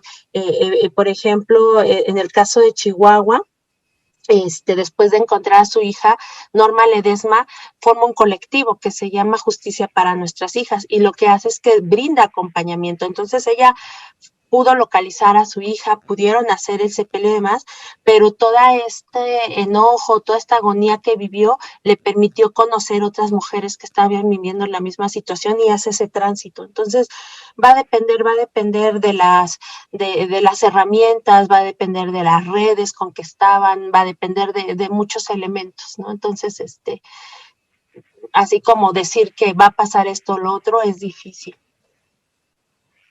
Claro. Gracias. Y bueno, una última pregunta también para ti, Guadalupe, de Andrea Vargas. Dice, ¿qué impacto tiene la realidad que se ve a diario sobre la desaparición para personas que no lo han vivido? Creo que a veces se puede tomar conciencia o ser indiferente. ¿Tú qué opinas? Sí, claro. O sea, están estas dos vertientes. Yo no sé si ustedes se recuerden cuando estas grandes marchas por Ayotzinapa, o sea, eran multitudinarias y hace mucho tiempo que no se veía eso en México, ¿no? O sea, realmente eran marchas llenas de enojo, de rabia, de coraje, y nosotros lo veíamos. Si recuerdan las cifras, estamos hablando de 73,000 personas desaparecidas, y la desaparición también es una estrategia de sembrar terror, de sembrar miedo. Entonces, claro, yo escuchaba a una psicóloga que fueron del equipo de quienes escribieron el informe de afectaciones psicosociales de Ayotzinapa, y decía, todos somos desaparecibles. Y a mí esa frase me daba mucho miedo, ¿no? Yo decía, sí, cierto, todos somos desaparecibles. Y efectivamente, Andrea, ¿verdad? Efectivamente, o sea, aquí hay de dos, o sea, tú puedes hacer esta conciencia, ¿no? Incluso conocer a alguien que ha vivido por esta situación y cuestionarnos qué pasaría, qué pasa, por qué no están las personas en su hogar, ¿no? Y empezar como solidariamente a dar un acompañamiento, pero también estoy completamente segura de que hay gente que al contrario, ¿no? No lo quiere escuchar, no lo quiere ver, por supuesto nos da mucho miedo. Y entonces ahí vemos pues el miedo porque somos por nuestra propia finitud, ¿no? O sea, también sabemos que podemos desaparecer, morir, todo nos puede suceder, ¿no? Entonces, por ejemplo, la Ciudad de México es terrible, ¿no? O sea, tan solo ser mujer, saber que algo puede sucedernos. Entonces, sí pueden estar estos dos, pero también entendemos que el miedo es un mecanismo de defensa, el no querer saber, el ignorar, el no escuchar, también es un mecanismo de defensa porque por supuesto que nos da mucho miedo ser el siguiente en la lista, ¿no? En la cifra. Gracias. Así es. De hecho, la indiferencia es un tema muy importante. Qué bueno que lo pregunta Andrea, porque en las redes sociales hay muchas personas, de hecho, grupos de familiares que postean a sus familiares desaparecidos, desaparecidas, y vemos que sí hay personas que tienen esa indiferencia o piensan que no son reales.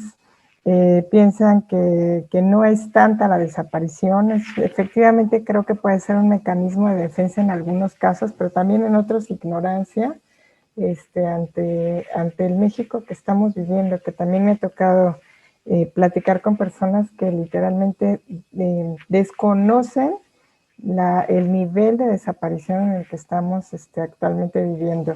Y piensan que muchas de esas chicas están estos mitos que también ha dejado correr mucho las autoridades, se van con el novio, ¿no? Aunque parece absurdo que lo sigan diciendo, pero sí hay personas que también tienen ese tipo de ideas, ¿no? Tenemos otras preguntas, igual de Andrea Vargas, para Guadalupe otra vez. Dice, ¿qué impacto tiene la realidad que se ve a diario sobre la desaparición para personas que no la... la de abajo es, ¿qué pasa con antropólogos a nivel emocional al trabajar con este campo? ¿Pueden llegar a ser afectados por algún caso en el que trabajen o cómo lo manejan? Muy buena pregunta. Sí, pues muy buena. Pues aquí yo ahorita terminando le pido el teléfono al profesor Camilo y al profesor Juan Pablo, ¿no? Porque para que me brinden acompañamiento. Es indudable que quienes trabajamos estos temas va a haber una afectación y por eso la necesidad, y siempre se los digo a mis alumnos, es bien importante que siempre ustedes, todos, ¿no? Quienes trabajamos estos temas, tengamos un apoyo, tengamos con quién hablar, tengamos en dónde despresurizar, en dónde llorar, en dónde hablar de todo esto, porque no somos de palo, ¿no? Tenemos que capacitarnos, tenemos que estar, la verdad yo tengo mi propio, apoyo emocional, tengo mi analista y cuando de pronto las narraciones son tan impactantes y tan dolorosas, por supuesto que recurro a ella, ¿no? Entonces, antropólogos, médicos, psicólogos, criminalistas, yo creo que cualquier persona que esté involucrada ante estos temas y sensibilizada, por supuesto que hay una afectación porque comentaba la doctora Herrera, ¿no? La autoridad somos todos, ¿no? Y el ver cómo están lastimando a un otro es también darme cuenta que yo puedo estar en esa misma situación. Nada, o sea, ¿por qué no tendría yo que estar en ella? Entonces, es necesario que también nosotros tengamos acompañamiento. Es necesario y es ético, la verdad. Es muy importante que también lo tomemos con mucha cautela y busquemos apoyo, busquemos lugares donde finalmente sacar toda esta energía y todo esto contenido, todo este sentimiento de frustración de pronto cuando vemos que pues, los casos no avanzan o que hay muchas cosas que están ahí como bloques, ¿no? Para los familiares. Entonces, es necesario buscar estos espacios. Siempre es bueno recrearnos, ir al cine, tomar agua, hacer ejercicios de respiración, siempre es valioso, ¿no? Que esto no sea lo que solamente estemos viendo durante todo el día. Entonces, creo que a todos nos puede llegar a afectar. Claro que sí. Bueno, pues creo que ya no hay más preguntas. Agradecemos, si no hay más comentarios de las personas que están aquí, el día de hoy participando, pues yo agradezco a los 4 ponentes que se presentaron el día de hoy. De verdad felicito mucho el trabajo que están haciendo, se me hace muy importante y a nivel personal, bueno, me interesará estar al pendiente de cómo concluyen estas investigaciones. Muchas gracias a todas las personas, todos los que estuvimos el día de hoy en esta mesa. Siguen más mesas todavía del Congreso y pues muchas gracias. Hasta luego. Hasta luego, un gusto. Hasta luego. Gracias, hasta luego.